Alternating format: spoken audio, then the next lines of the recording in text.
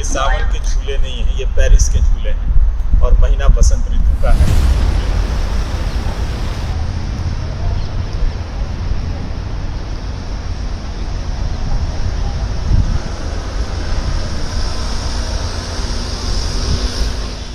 नमस्कार, मैं रवीश कुमार।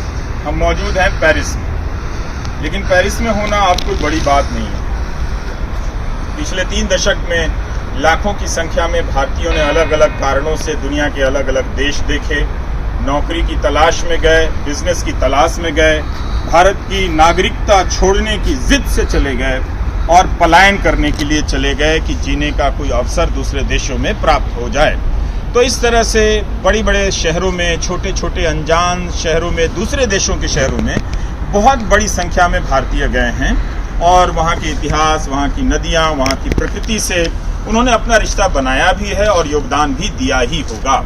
लेकिन हम आज इस खास जगह पर इसलिए हैं कि इस खास जगह पर आए बिना पेरिस में आना हो नहीं सकता है। ये सीन नदी है, अलग अलग तरीके से इसका नाम लोग उच्चारित करते हैं, वो भाषा के विद्वानों पर छोड़ देते हैं। लेकिन यहाँ आने का मकसद मेरा यही था कि इसके ज़रिए हम बहुत कुछ जान सकते हैं, मगर फिलहाल ये नहीं जान सकते कि किस ऋषि मुनि की तपस्या के कारण ये नदी धरती पर आई है। ये कहने का मतलब ये है कि भारत में हम नदियों से कितने अलग अलग तरीक़ों से हम रिश्ता बनाते हैं। हर नदी के धरती पर आने का कोई ना कोई किस्सा है, किसी की प्रतिज्ञा है, किसी की प्रतिक्रिया है, किसी की तपस्या है। इस तरह से हम नदियों से अपना संबंध स्थापित करते हैं, जो कि बहुत सुंदर बात है। सुंदर बात तब और भी ज़्यादा होती जब हम अपनी नदियों को सीन नदी की तरफ बचा कर रखते हैं। कोई भी ऐसा इस देश में शहर नहीं है, भारत की बात कर रहा हूँ, जिसने अपने बीच से बहने वाली या अपने किनारे बहने वाली किसी नदी को इतना प्यार से बचा कर रखा हो। हम सम्मान की बात करेंगे, मार काट मचा देते हैं नदी के प्रति अपनी भावनाओं को व्यक्त करने में, नौटंकी करने में हमारा कोई मुकाबला नहीं है। लेकिन नदी को बचाने के मामले में ऐसा बहुत कम मिसाल है, ऐसी बहुत कम मिसाल है जिसे आप दुनिया को दिखा सकते हैं। वो मिसाल भी कुछ लोगों ने अलग अलग जगहों पर छोटे अपने प्रयासों के जरिए ही हासिल किए हैं। सरकारी मिसालें आपको नहीं मिलेंगी। तो हम सीन नदी के किनारे हैं। ये जिस वजह से भी इस धरती पर आई हो, पेरिस वालों ने इसे अपना हिस्सा बनाकर, अपनी आत्मा बनाकर इसे बचाए रखा है। और इस नदी के संरक्षण की इतनी कहानियां हैं, सफलता की भी, असफलता की भी, कि उसे हम जान सकते हैं। खासकर इस दौर में जब भारत में नदियों के बचाने के नाटकीय और राजनीतिक अभियान चला करते हैं। नाटकीय इसलिए कि भावुकता पैदा की जाती है और उसके अनुपात में नदी उस तरह से बचाई नहीं जाती। तो सीन नदी के किनारे बहुत से लोग आ चुके हैं। इसकी ऐसी कोई जानकारी नहीं जो हम पहली बार बता रहे हैं। जहाँ से ये जानकारी ली गई है वहाँ से आप भी ले सकते हैं। लेकिन एक ही टिकट में अगर फ्री में बहुत कुछ मिल रहा है तो क्यों ना भारत की राजनीतिक बातों के साथ साथ इन नदियों का किस्सा भी हम जानें, देखें कि पेरिस के बीच में एक खूबसूरत नदी किस तरह से बचाकर रखी गई है। और इस नदी को बचाने के साथ साथ आपके कैमरे की निगाह में जो एक जहाज चला आ रहा है, उसके सहारे भी, उसके जरिए भी बहुत कुछ कहा जा सकता है। कहा यह जा सकता है कि भारत में जब गंगा नदी में पर्यटकों को लेकर एक जहाज चला तो कितना हंगामा हो गया, प्रधानमंत्री से जोड़ा जाने लगा। पेरिस के सीन नदी में अनगिनत ऐसे जहाज चलते हैं। ये जहाज मित्रों की वजह से चल रहे हैं या फिर मौजूदा राष्ट्रपति मैक्रों की वजह से चल रहे हैं, कोई नहीं जानता है। मगर ये जहाज चल रहे हैं और पेरिस की धड़कनें हैं। पेरिस धड़कता है इन जहाज़ों के जरिए, जिस पर लाखों की संख्या में पर्यटक और फ्रांस के लोग इस सीन नदी के जरिए पेरिस की यात्रा करते हैं, क्योंकि इसके दोनों किनारों पर कई सारी ऐतिहासिक इमारतें हैं। पेरिस ने इस नदी को बहुत सुंदरता के साथ बचा कर रखा है। अनगिनत जहाज, नाव, मालवाहक जहाज इस नदी में चला करते हैं। तो हमने सोचा कि क्यों ना आपको इस नदी से जुड़े किस्सों के बारे में बताया जाए, ताकि इसे देखते हुए आप अपने यहाँ की नदियों के बारे में सोच सकें और अफसोस करें कि काश आपने ऐसा बचाया होता तो दुनिया आपकी गंगा को भी देखने आती, वैसे गंगा को देखने आती है,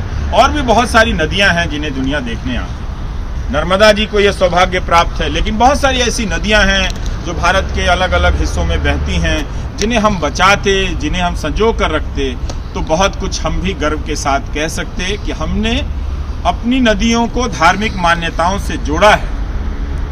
तो उस भावुकता और आस्था के अनुपात में उन्हें बचाकर भी रखा है।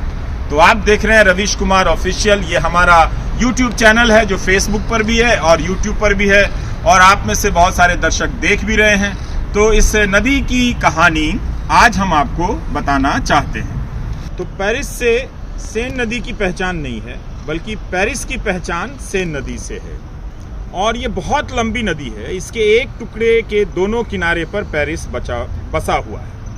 हम इसे बाहर से आते हैं तो पिकनिक स्पॉट के रूप में देखते हैं, मगर ऐसी बात नहीं है। बहुत तरह की ऐतिहासिक इमारतें दोनों तरफ हैं। लुव्र म्यूजियम है, आईफिल टावर है, प्लेस द ला कंकॉर्ड है, नोटर डाम कैथीड्रल है, वगैरह वगैरह। कई आधुनिक युग की इमारतें हैं। 19वीं और 20वीं शताब्दी में पेरिस में ग्लोबल मेले लगाए गए थे, जिसे यूनिवर्सल एग्जीबिशन कहा जाता है। उस समय जो इसके किनारों पर इमारतें बनाई गईं, वो आज तक बचाकर रखी गई। आईफिल टावर उन्हीं में से एक है। नेपोलियन तृतीय के समय में 19वीं शताब्दी के मध्य के बाद पेरिस शहर में काफ़ी कुछ बदलाव हुआ, नए नए निर्माण किए गए, और जो पुराने निर्माण थे उनका संरक्षण हुआ, और बहुत आलोचना भी हुई। लेकिन उस वक्त यूनेस्को ने, आज तक उसकी छाप, यूनेस्को ने पेरिस को एक रिवर सिटी लिखा है।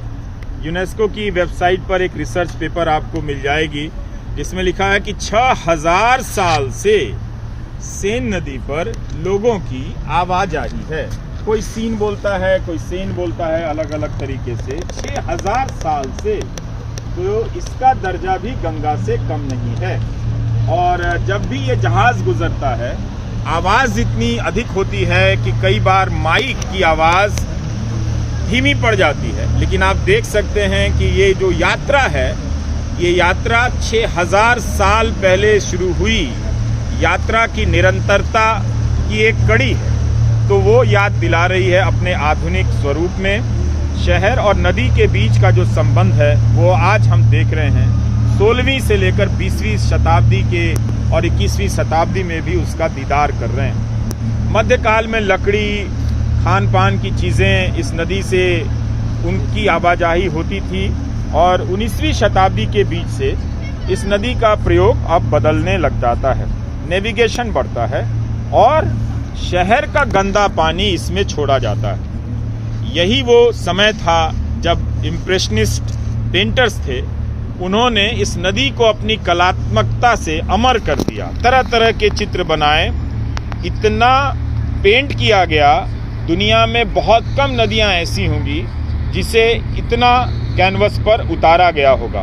तो 1870 से 1970 के बीच डाउनस्ट्रीम सेन शहर के विस्तार के चलते क्या होता है कि इस नदी की हालत बिगड़ती जाती है और मछलियों की बहुत सारी प्रजातियां खत्म हो जाती हैं। फिर 1940 और 90 के बीच सेनावाल नाम से एक बहुत बड़ा वेस्ट वाटर ट्रीटमेंट प्लांट शुरू किया गया, जिसे आजकल आप गंगा के अभियान के संदर्भ में STP प्लांट के नाम से प्रचलित रूप से जानते हैं। तो उसके बाद 90 का दशक आते आते मछलियां इसमें वापस आती हैं और पानी की गुणवत्ता में सुधार होता है। तो 1870 से 1970 के बीच इसका पानी खराब होता है, बहुत सारी मछलियां मर जाती हैं। लेकिन बाद में 20वीं सदी के मध्य से लेकर अंतिम हिस्से तक पानी की गुणवत्ता में सुधार होता है और मछलियां वापस आती हैं।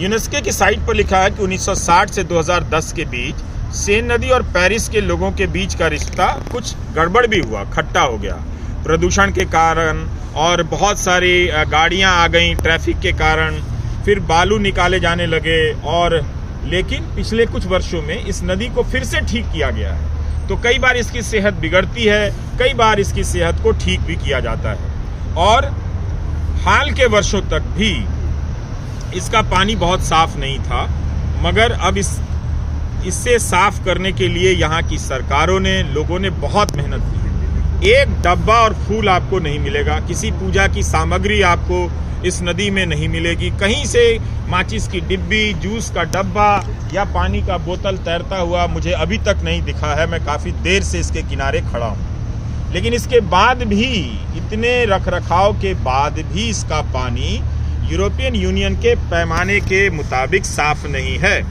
2017 में जब यहाँ पर ओलंपिक की घोषणा हुई, 2024 के में ओलंपिक होने वाला है, तो इस नदी में फिर से बहुत सारे काम किए गए और ये कहा गया कि इसमें तैराकी कराई जाएगी, इसकी योजना बनाई जाती। तो आप देखिए कि ये जनाब कितना दिव्य आनंद ले रहे हैं, अकेले अपनी बोट से सीन नदी के किनारे बीच से चले जा रहे हैं। इस आनंद का कोई मुकाबला ही नहीं है। ये मछली नहीं मार रहे हैं, लेकिन आनंद ले रहे हैं। पेरिस के कोई रईस व्यक्ति होंगे। तो हम तैराकी की बात कर रहे हैं। हुआ ये कि 1900 के ओलंपिक में इस नदी में तैराकी की प्रतियोगिता हुई थी और अब वादा किया जा रहा है कि 2024 में जब ओलंपिक हो तो क्या यहाँ पर तैराकी की प्रतियोगिता हो सकती है। ये वादा किया जा रहा है कि 2025 तक कुल कोई 23 जगहें हैं जहाँ पर तैरने की अनुमति दी जाएगी। इस वक्त यहाँ इस पानी में तैरने की अनुमति नहीं है। अगर आप तैरने जाएंगे तो 38 यूरो का जुर्माना भरना पड़ेगा। तो तैरने की कोशिश मत कीजिएगा और कोई कर्मकांड यहाँ मत कीजिएगा। भारत की नदियों में आप करते ही रहे हैं, सरकारें रोकती हैं, प्रदूषण बोर्ड मना करता है, कहाँ मानते हैं आप? मानते नहीं हैं। तो 23 जगहों पर लोगों को तैरने की अनुमति दी जाएगी। पेरिस में सिर्फ 5 जगहों पर आप इस नदी में तैर सकते हैं। ये तब होगा जब इस नदी को तैरने के लायक साफ कर दिया जाएगा। तो कितनी बड़ी महत्वाकांक्षा है। हमने नदियों को लेकर साफ करने के जो लक्ष्य तय किए गए हैं उसका हासिल बहुत कम है। उम्मीद है हम भी आने वाले वर्षों में उसे हासिल करेंगे। तो एक तरह से इस नदी पर मैं पढ़ रहा हूँ जो वृंदा ने भेजा है कि एक टैंक और उसके नेटवर्क को बनाया जा रहा है। उसमें द टाइम्स यूके और ब्लूमबर्ग की रिपोर्ट में लिखा है कि केवल ड्रेनेज को काबू में करने के लिए, ध्यान से सुनिएगा, केवल ड्रेनेज को काबू में करने के लिए एक टैंक और उसके नेटवर्क को बनाने पर करीब पेरिस के एक पब्लिक गार्डन के नीचे एक टैंक बन रहा है और उसके नेटवर्क को बनाने के लिए 1.5 अरब यूरो खर्च किए जा रहे हैं, सिर्फ इस तैयारी के लिए कि बारिशों और तूफानों का पानी सीवेज को लेकर नदी में ना आ जाए, नदी को गंदा ना करे। तो भारतीय रुपयों में कोई 13,000 करोड़ रुपए खर्च होंगे इस नदी को बचाने के लिए कि अभी भी कि जो बारिश का पानी इसमें आ जाता है तो वो आकर इस नदी को गंदा कर जाता है। इस नदी को कोई ऋषि लेकर नहीं आए, किसी प्रकार की धार्मिक मान्यता नहीं है, लेकिन ये हमारी जिंदगी का हिस्सा है। इतनी सी बात यहाँ के लोगों को समझ में आ गई है कि इस शहर को बचे रहना है तो इसी नदी को भी बचे रहना है और इसलिए इसे बचाया जा रहा है। तो जिस नदी में कभी तैराकी की प्रतियोगिता हुआ करती थी उस नदी में तैराकी पर प्रतिबंध लगा दिया गया और फिर से सपना देखा जा रहा है कि यहाँ पर तैराकी की अनुमति दी जाएगी। तो कितनी सारी कहानियां घूमने फिरने के साथ साथ सीन नदी के किनारे हमने आपको बताई और हमें भी बहुत मजा आया आपको बताने के लिए। जो हमने तैयारी की कि कितना कुछ हमने भी जाना, तो ये एक फायदा हुआ हमारे YouTube चैनल के दर्शकों के लिए भी और उनके एंकर के लिए भी कि ये माध्यम हमें मौका देता है कि हम तरह तरह से प्रयोग करें। इसलिए आप रवीश कुमार ऑफिशियल जरूर देखिए और दूसरों को दिखाते भी रहिए।